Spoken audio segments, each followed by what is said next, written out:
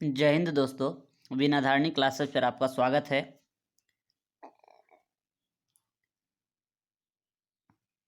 आइए आज हम लोग एस.के. झा सर के साइंस बुक से केमिस्ट्री के कुछ महत्वपूर्ण तथ्य को देखते हैं। भौतिक परिवर्तन और रासायनिक परिवर्तन। CO2 से सूखी बर्फ बनना ये भौतिक परिवर्तन के अंतर्गत आता है। CO2 से सूखी बर्फ बनना भौतिक परिवर्तन के अंतर्गत आता है। मोमबत्ती का पिघलना भौतिक परिवर्तन के अंतर्गत आता है। मोमबत्ती का पिघलना भौतिक परिवर्तन के अंतर्गत आता है।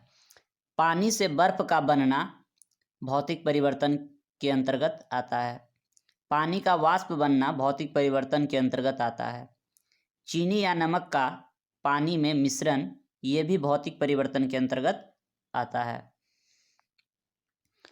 शुष्क बर्फ का सब्लिमेशन होना ये भी भौतिक परिवर्तन के अंतर्गत आता है।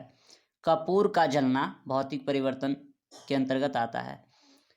रेत का पानी में घुलना ये भी भौतिक परिवर्तन के अंतर्गत आता है। अम्लीकृत जल का वैद्युत अपघटन ये भी भौतिक परिवर्तन के अंतर्गत आता है। लोहे का चुंबकीयकरण ये भी भौतिक परिवर्तन के अंतर्गत आता है।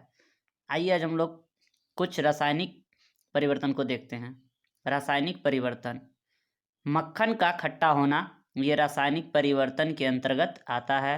मोमबत्ती का जलना अगर बोले तो रासायनिक परिवर्तन के अंतर्गत आता है। मोमबत्ती का पिघलना बोले तो भौतिक परिवर्तन के अंतर्गत आता है। अगरबत्ती का जलना ये रासायनिक परिवर्तन के अंतर्गत आता है। भोजन का पचना रासायनिक परिवर्तन के अंतर्गत आता है। भोजन का पचना यानी कि खाने का पचना कैसा परिवर्तन है? रासायनिक परिवर्तन।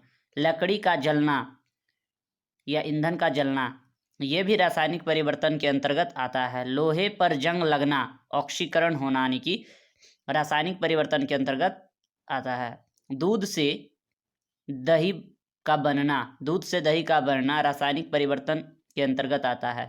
फास्फोरस को केरोसिन तेल में डालना ये भी रासायनिक परिवर्तन के अंतर्गत आता है। सोडियम को पानी में डालना ये भी रासायनिक परिवर्तन के अंतर्गत आता है। प्लेटिनम तार का जलना ये भी रासायनिक परिवर्तन के अंतर्गत आता है। पदार्थों का किण्वन ये भी रासायनिक परिवर्तन के अंतर्गत आता है। प्लेटिनम का तार का जलना रासायनिक परिवर्तन के अंतर्गत आता है। पदार्थों का किण्वन ये भी रासायनिक परिवर्तन के अंतर्गत आता है। तो वीडियो को अपने दोस्तों के पास भेजिए ताकि उनके लिए भी लाभदायक हो। चैनल को लाइक एंड सब्सक्राइब जरूर कीजिए।